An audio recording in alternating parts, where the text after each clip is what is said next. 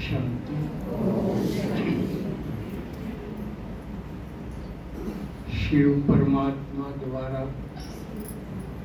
अविनाशी खजाने प्राप्त करने वाले भाग्यशाली कोटों में कोई, विश्व परिवर्तन में बाबा के सहयोगी साथी बनने वाले, जिन्होंने अपना घर परिवार छोड़ के यहाँ पहुँचने की हिम्मत की है। इस हिम्मत के कदम के बदले शिव भोला भगवान आपको इतना और वो देता है जो कोई कभी नहीं दे सकता। कदम में पदम, तो इतनी आमदनी किसी की भी कभी नहीं हुई।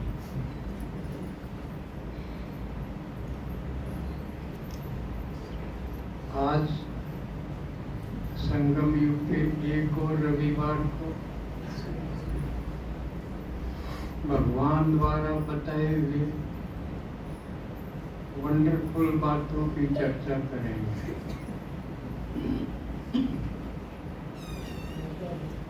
वंडरफुल बातें क्यों? क्योंकि वो बातें भगवान ने बताई जो आज तक किसी ने बताई नहीं, किसी को पता ही नहीं। वंडरफुल बात बताऊं, शिव बाप बोलता सुना नहीं।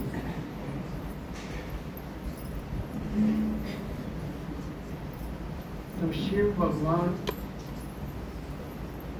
कलयुग के अंत में आते हैं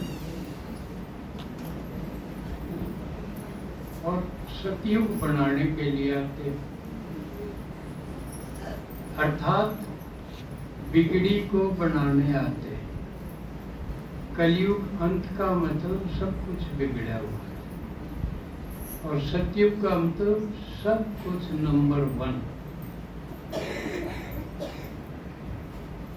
तो पूरी तरह बिगड़े हुए को नंबर 1 में बदलना ये किसी के बस की बात है। केवल शिव भगवान ही ऐसा करते हैं। इसमें ज्यादातर आत्माओं का परिवर्तन करना होता है, बाकी तो फिर आत्माएं कर लेंगी और प्रकृति आत्माओं के साथ साथ परिवर्तन होती रहती है। अब आत्माएं कलयुग के अंत में महादुखी है। एक एक आत्मा के ऊपर अनेक समस्याएं, विघ्न, बाधाएं हैं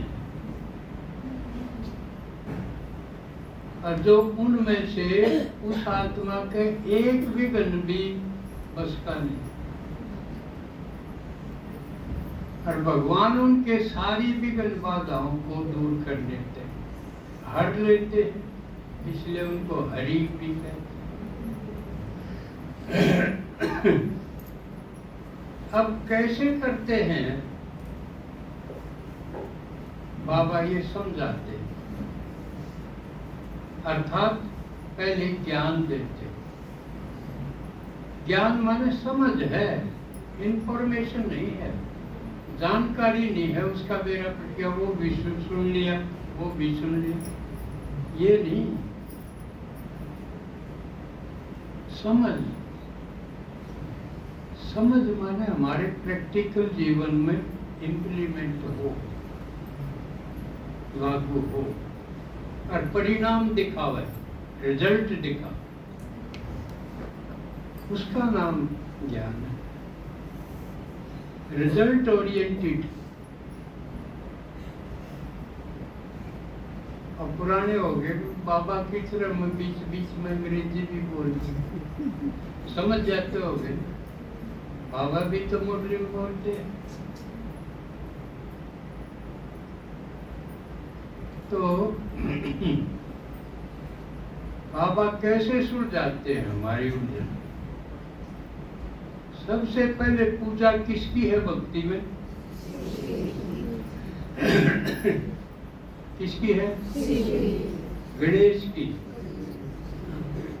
प्रथम पूज्य जो देवता बनाया दिखाया है वो गणेश दिखाया। और गणेश का नाम ही विघ्न विनाशक, विघ्न हरता। और उसकी पत्नी ही सिद्धि और सफलताएं हैं। यानी सिद्धि और सफलता तो उसका ध्यान रखी। सीधे अर्थ में सादी भाषा में अपनी भाषा में उसका मतलब दियो। भक्ति में उसकी पत्नियां दिखाई दी तो अपने सीधी भाषा में जो कहते हैं ये कितने पैर है। यानी बहुत पक्का अधिकार जिसमें हो, उड़े के आग नहीं अब। तो सबसे पहले हमारे जो विघ्न इस जीवन के,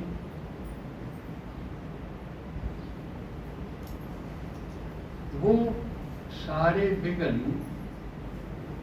गणेश द्वारा समाप्त हो जाते हैं। तो भगवान पहले हमको गणेश बनाते हैं। जो नहीं एक हम और किसी पास दूर करवाने जाएंगे, वो तो उसका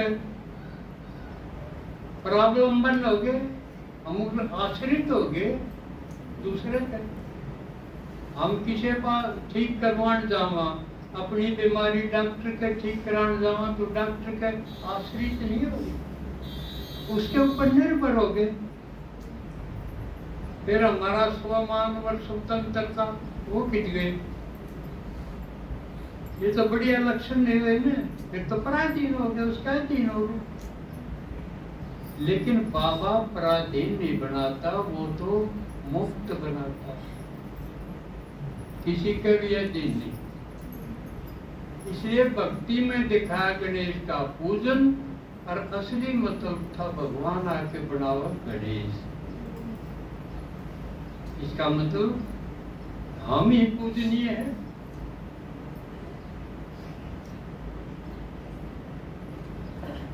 तो उसमें सबसे मुख्य बात ये दिखाई है गणेश की, बड़े बड़े कान। कान है ना बड़े, सिर बड़ा है, सब तो बड़ा। सिर किसका? उसका है, हाथी का। और सबसे बड़े कान भी हाथी के।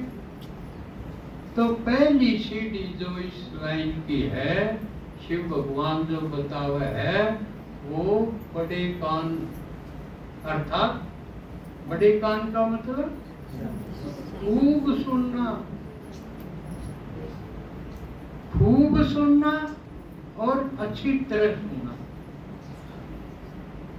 दो बात है ये, दोनों में क्या फर्क है? खूब सुनना माने जो शिव भगवान ने बोला वो सारा सुनना, ये तो है खूब सुनना। और दूसरी बात है बखूबी सुनना, यानी बहुत अच्छी तरह सुनना। जो सुनाया वो न्यू का न्यू समझ में आ जाए। न्यू नहीं कहा कि मैं आ गया वो आ गया, बाकी खिंड गया तो खिंड गया। यू बखूबी सुनना नहीं हुआ, अच्छी तरह सुनना नहीं हुआ।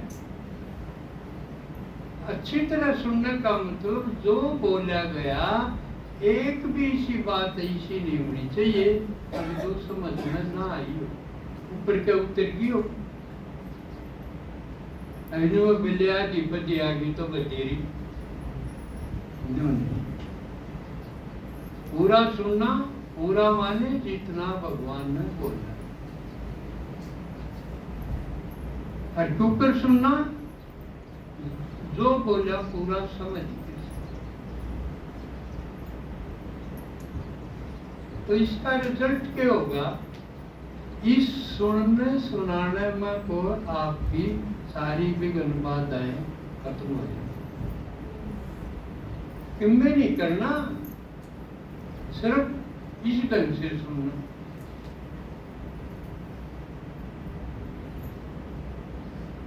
तो ये तो होगी इसी जगत की, इसी जन्म की, या जो हमारे साथ हैं, साथी हैं, परिवार में है, चाहे रिश्तेदारी में है, चाहे अड़ोस पड़ोस में है, या संपर्क संबंध में है, उनसे संबंधित जितने भी रगड़े होंगे झंझट वो खत्म हो जाए।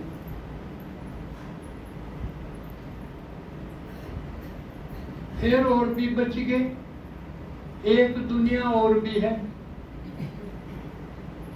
बाबा ने कितने लोग बताए? 3 लोग, यानी 3 दुनिया। इस दुनिया के झंझट तो इससे खत्म हो जाए। इस्तेनारी एक और है, ये नाम उसका सूक्ष्म जगत, सूक्ष्म लोग, सूक्ष्म दुनिया। सूक्ष्म क्यों है? उसमें सूक्ष्म शरीरधारी है। आपा तो साकार शरीरधारी है, साकार शरीर में, उसमें इसे शरीर को नहीं, सूक्ष्म शरीर है, इसलिए उसको सूक्ष्म लोग कहेंगे, सूक्ष्म जीवों की दुनिया कहेंगे। वह हमने दिखते को नहीं, बस फर्क इतना है। वो भी बहुत बड़ा लोक है, बहुत बड़ी दुनिया हमारा, और वैरायटी है उसमें, वैरायटी भी इससे कम नहीं है, ज्यादा वैसे। जो कर इस दुनिया में कितनी वैरायटी है, कितनी तरह के हैं, न्यारे न्यारे रंग के, न्यारे न्यारे ढंग के। अमीर तो अमीर भी खूब है, गनखरे व सेक्टरों में रम है। गरीब तो गरीब भी है, शुक्राला झुकी झोपड़ी में रम है।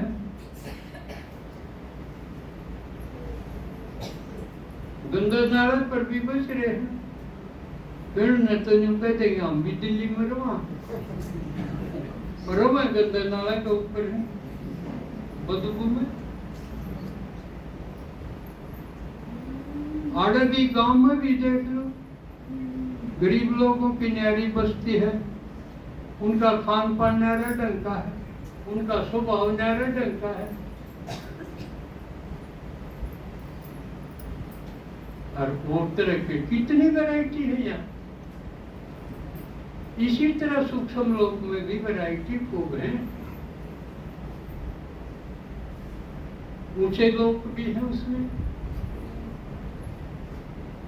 और नीचे भी है। बहुत दुखी तो दुखी भी उसमें आत्माएं हैं, जिन प्रेत, पिशाच, डाकिनी, शाकिनी, ये सब है, और श्रेष्ठ भी है, जो उधर बैठे बैठे भी भला करते। ब्रह्मा बाबा और के रहे, उड़े बैठा बैठा संकल्प तो सिद्धि है, संकल्प से ही सेवा कर रहा है। यहाँ वाचा से करते हैं, कर्म इंद्रियों से करते हैं, हाथ पैरों से कर्मणा कर लिया होता, कर्मणा से सेवा करते हैं, वाचा से सेवा करते हैं। और वहां कर्मणा नहीं है, वाचा भी नहीं है, सिर्फ संकल्प है। हमारी गति यहाँ सीमित है, उनकी गति असीमित है। संकल्प करे और पहुंच गए, तो वह ओर से उनकी तरफ के भी सुख दुख हैं, ब्लेसिंग्स हैं, अब्यूजेस हैं, उनके वरदान भी हैं, उनके श्राप भी हैं।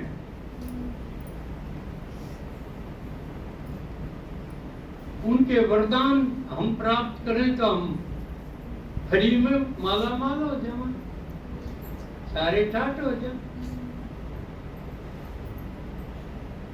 और उनकी श्राप हो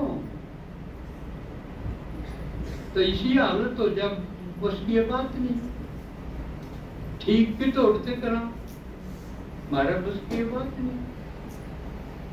उनके श्राप ऐसे हैं।